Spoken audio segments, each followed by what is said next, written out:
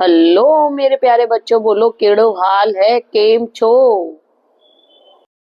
All are doing well and जैसे आपके comment आ रहे हैं, मेरे को बहुत अच्छा लग रहा है कि आप लोग पढ़ाई स्टार्ट कर चुके हैं।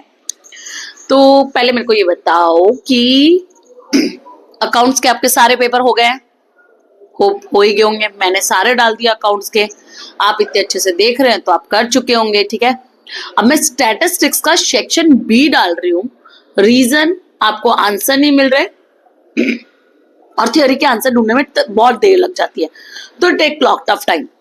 तो हम पेपर 1 और 2 स्टैटिस्टिक्स का सेक्शन बी कर चुके हैं और आज हम करेंगे पेपर नंबर 3। ओके, तो आ जाओ मेरे साथ।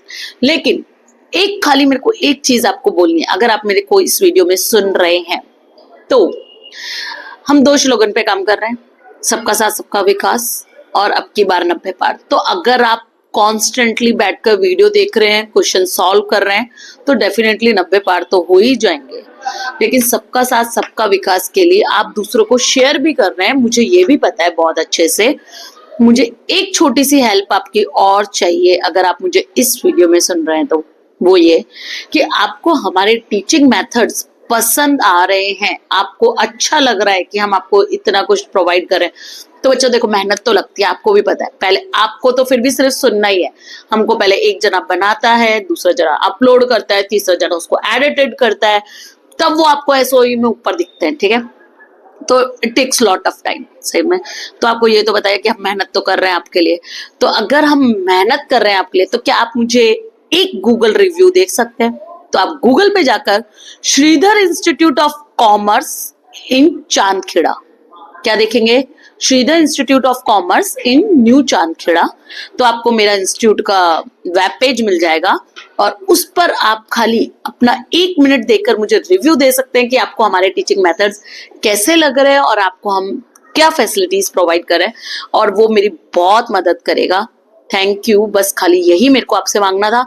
चलो आ जाओ, हम करते हैं statistics paper 3 section B. Okay, तो आ जाओ मेरे साथ, let's go to on our screen.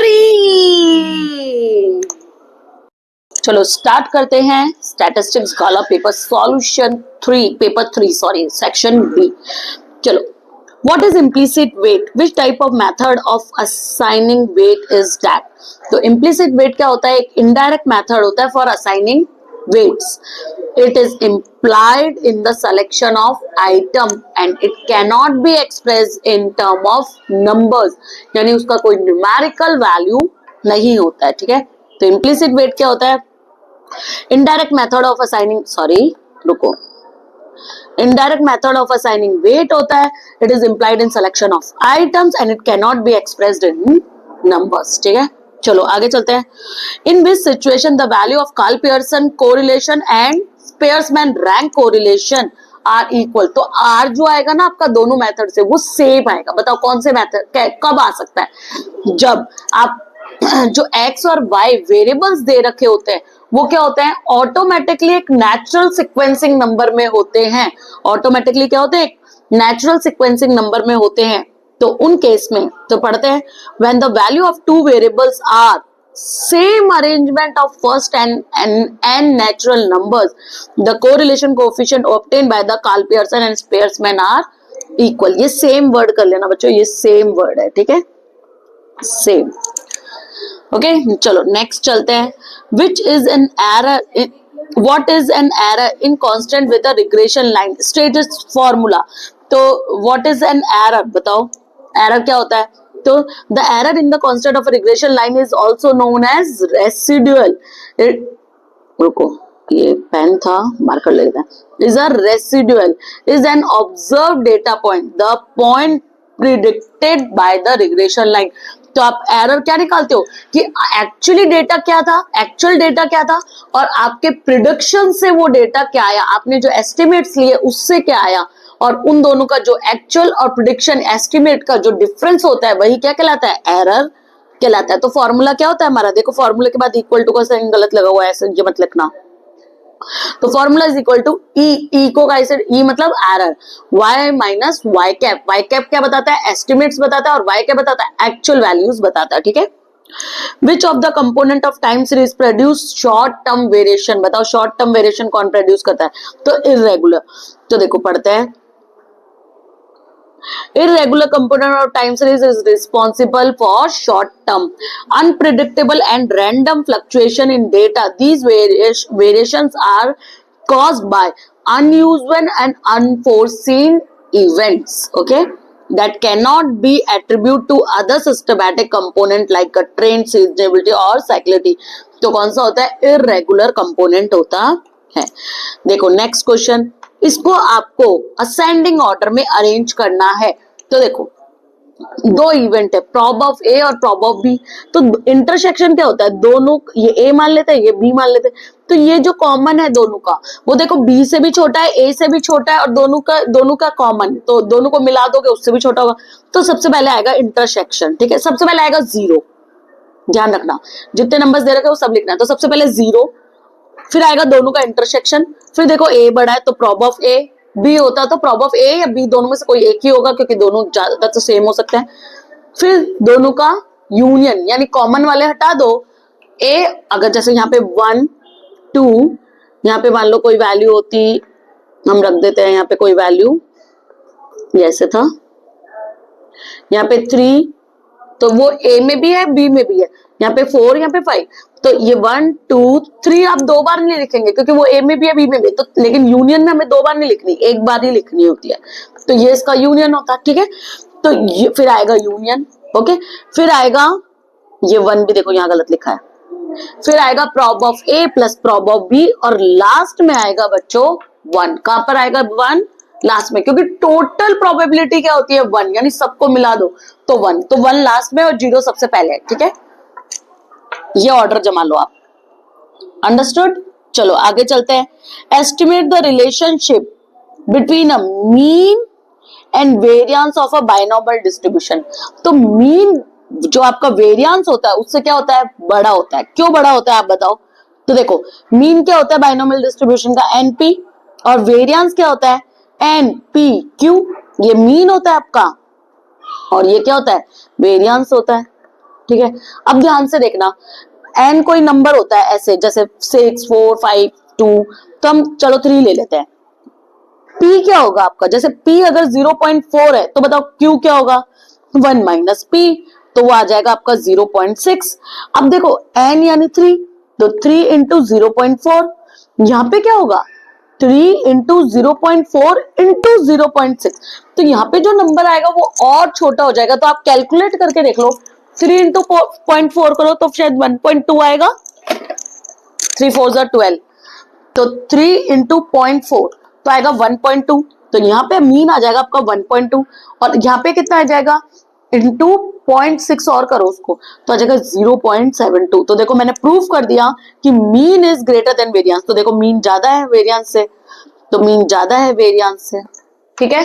तो मीन इज ग्रेटर देन, ऐसे कोई भी वैल्यू रख के देख लो आप, हमेशा होगा, क्योंकि आप किसी भी नंबर को जब डेसिमल वाले नंबर से मल्टीप्लाई करते हैं ना तो वो और छोटा हो जाता है, ठीक है।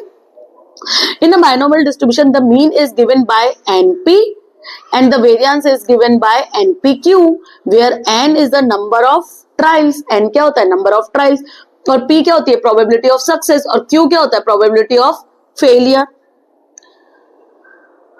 तो Q is equal to N minus P। ये तो सारा इसका फॉर्मूला बताया, बाकी रिलेशन खाली आपको ये आंसर आपका खाली यही है, NP mean is greater than variance, relationship बताना था, ठीक है। और आप फॉर्मूला लिख सकते हो। चलो आगे चलते हैं। The variance of a normal distribution is 10 times it's mean. Variance जो है वो मीन का 10 टाइम्स है। इफ द मीन इज 10, तो मीन आपको कितना दे रखा है, देखो मीन ये कितना दे रखा है, म्यू, मतलब म्यू बोल दो मीन बोल दो, ठीक है। वो कितना दे रखा है 10। अब देखो क्या बोला है, variance of a normal distribution 10 times of mean. तो वेरियंस यानी स्टैंडर्ड डिवीजन का स्क्वायर बोल दो, है ना। वेरियंस यानी स्टैंडर्ड डिवीजन का स्क्वायर, वो क्या है 10 टाइम्स ऑफ मीन है। 10 टाइम किसका, मीन का, तो मीन भी 10 है। ये है 10 टाइम्स का, और ये है ये वाला 10, मीन 10, ठीक है। तो आंसर कितना आएगा 100। तो 100 तो क्या है, लेकिन आपका वेरियंस पूछा क्या है, देखो find the standard division, standard division पूछा है। तो अगर मेरे को स्क्वायर हटाना है तो मेरे को यहाँ पे क्या करना पड़ेगा, रूट करना पड़ेगा, ठीक है। तो आंसर अल्टीमेटली वापस क्या आ जाएगा, 10 आ जाएगा। Got it? चलो नेक्स्ट चलते हैं। स्क्रीनशॉट्स आप बाद में ले ला, मैं एक साथ दिखा दूंगी, अभी अभी क्वेश्चन कंप्लीट कर लेते हैं। The extreme quartile of a normal distribution is 20। Extreme quartiles मतलब एक्सट्रीम यानी इधर का फर्स्ट और एंड, फर्स्ट और एंड, एक्सट्रीम क्वार्टाइल। तो Q1 से स्टार्ट होता है और कहां तक जाता है, Q3 तक। तो एक्सट्रीम क्वार्टाइल इज ये, तो ये 20 हो गया, ये 30 हो गया। तो Q1 फाइंड इट्स मीन। तो what is the formula for the mean for normal distribution? तो mu is equal to Q1 plus Q3 divided by 2। तो ये आ जाएगा 25। डन। चलो next. Write the definition of interval and states is type. तो a set of real number between any two real number, a set of real number between two real numbers is called its interval, यानी पूरे उसके बीच में कितने का interval है, ठीक है। तो set of real numbers between two real numbers is known as interval. Type of interval कौन कौन सी है? closed interval, open interval, closed open interval and open closed interval, 4 प्रकार की है, ठीक है।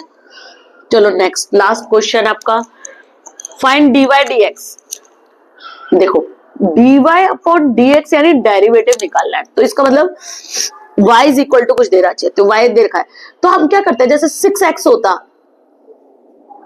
है ना, तो पावर में जो होता है उसको आगे ले आते हैं।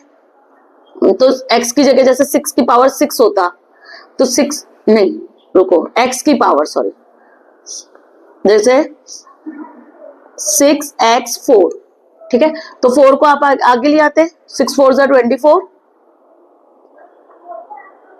24x की पावर 3, ऐसे करते हो आप। तो अल्टीमेटली हमारा ये होता है, ये है ना डेरिवेटिव। अब ध्यान से देखो, अब यहाँ पे पावर में x होना चाहिए था, यहाँ पे तो क्या है मेरे पास n, ये कांस्टेंट वैल्यू x होनी चाहिए, पर x है ही नहीं, तभी तो हम आगे लाते हैं। x की पावर होनी चाहिए, किसकी पावर होनी चाहिए, x की पावर होनी चाहिए। यहाँ पे x की पावर नहीं है, यहाँ पे किसकी पावर है, a की पावर है, और a क्या है, कांस्टेंट है, यानी उसको हम चेंज नहीं कर सकते, उसको हम x नहीं मान सकते, वो तो क्या है, a है। तो फिर a है, तो फिर जिसका कुछ नहीं होता उसका तो डेरिवेटिव क्या होता है, dy अपॉन dx, 0। तो इसका dy अपॉन dx क्या हो जाएगा, 0, ठीक है, क्योंकि x है ही नहीं। बच्चों ध्यान से देखो, x है ही नहीं। अगर देखो मेरी बात सुनो, अगर ऐसे होता है, मान लो यहाँ पे होता a is equal to 4x3, तो मैं इसको लिखती हूँ dA अपॉन dx, क्योंकि x इधर है इसलिए इधर आता है और a इधर है इसलिए इधर आता है, तब डेरिवेटिव होता है। ये तो हमको पूछा dy अपॉन dx है और दिया है y is equal to a की पावर n, तो यहाँ पे x तो है ही नहीं। तो जब x नहीं है उस लाइन में तो उसका डेरिवेटिव क्या होगा, 0। ओके, तो ये वाला अच्छा क्वेश्चन है, इंपॉर्टेंट है, मार्क कर लेना, ऐसे समझ में नहीं आता। कहीं आप n आगे लाके a, ऐसे मत कर देना, a फिर n आगे ले आओ, n a और फिर n माइनस 1, ये मत कर देना, क्योंकि ऐसा होता ना तो फिर वो क्या पूछता, dy अपॉन dx नहीं पूछता, वो पूछता dy अपॉन dn पूछता, तब ऐसा करते। n थोड़ी पूछा है, वो कांस्टेंट बोल दिया उसको, तो वो वैसा का वैसा ही रहेगा। ओके, n नहीं a, सॉरी a, da पूछता तो dy अपॉन da पूछता तो, ठीक है। चलो, अभी कोई दिक्कत है तो आप कहाँ लिखेंगे, कमेंट में लिख सकते हैं मुझे, ठीक है, तो मैं वो क्वेश्चन वापस समझा दूंगी आपको। और इसी तरीके से मैंने आपसे एक वीडियो के शुरुआत में क्या बोला था, अगर आपको हमारे वीडियो पसंद आ रहे हैं, आपको लग रहा है कि यस मैम इज गिविंग और the Shridhar institute whole team is giving their precious time towards you, तो आप मुझे क्या करेंगे, गूगल, सिर्फ इस वीडियो के बाद hardly takes 1 minute, excuse me, hardly takes 1 minute, आप गूगल पे जाइए, श्रीधर इंस्टीट्यूट ऑफ कॉमर्स ढूंढिए और वहां पर आप मुझे क्या करेंगे, एक रिव्यू डालेंगे। Thank you all of you, और फिर इसके बाद हम मिलते हैं पेपर नंबर 4 पे। आ जाओ मेरे, bye, have a nice day.